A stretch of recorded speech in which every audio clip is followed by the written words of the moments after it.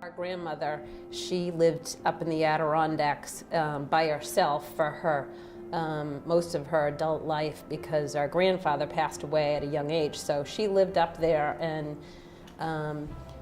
focused on doing oil painting most of her spare time. And she, you know, wasn't one to go out into the wilderness, but she would focus on doing artwork. And you know, we would see her painting because as a family we would vacation up in the Adirondacks every summer. And my dad was there as well, and he was doing his artwork in the upstairs, and my grandmother was doing her artwork in the downstairs. And we would be around, you know, oh, he's working on this painting, and Graham's working on that one. And so, you know, it kind of became something that we were always, you know, seeing and exposed to what piece of artwork was being worked on. There's many different forms of art in the family. My mother sings in a group. I did play an instrument in high school, and asking my father and having my mother talk about when she first got married in 1952, how she was intrigued by my father's artistry, and she just really fell in love with art at that time, and how she was talking about my grandmother, how she started art in the 1930s, and my father became intrigued as a teenager to take art classes. So to me, those stories would have been lost had we not had this type of a discussion. So yeah, I really found that really gratifying.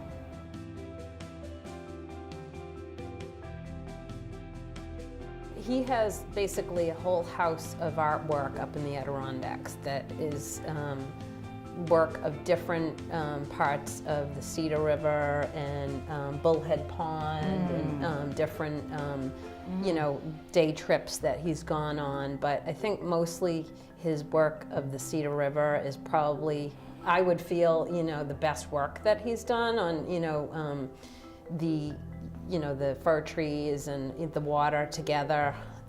That's probably his best work. And there are some pieces that I can remember that are, you know, similar to the one that you have here that really, you know, bring that out.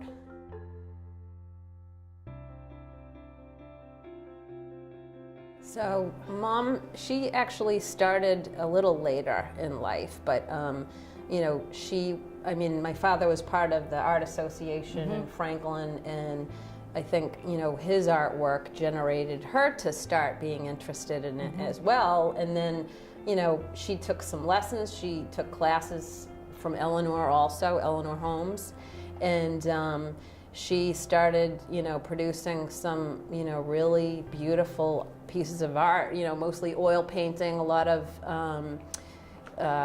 you know, some wild, you know, flower arrangements and portraits and Madonnas and things like that that she's been known for, but also she gives away all her artwork. So we don't have a lot of it, but we do have some.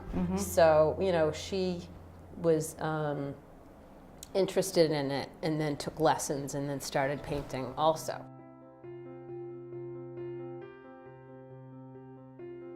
I really enjoyed doing landscapes, and I really enjoyed doing a ocean scene when we were in on that Turks and Caicos trip.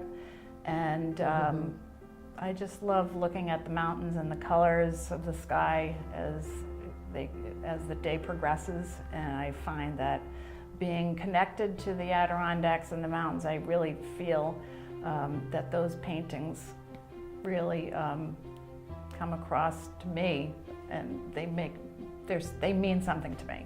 I mostly enjoy doing oil painting because it's very forgiving, and you know, if you make a mistake, it's easy to blend it in and sort of redo, you know, what you started out with. So, you know, some of my favorite pieces are probably, you know, the giraffe oil painting that I've done, and some of the other miniature oil paintings that I'm probably going to do more of from a trip that we went to Turks and Caicos as a family a few years ago for our nephew's wedding.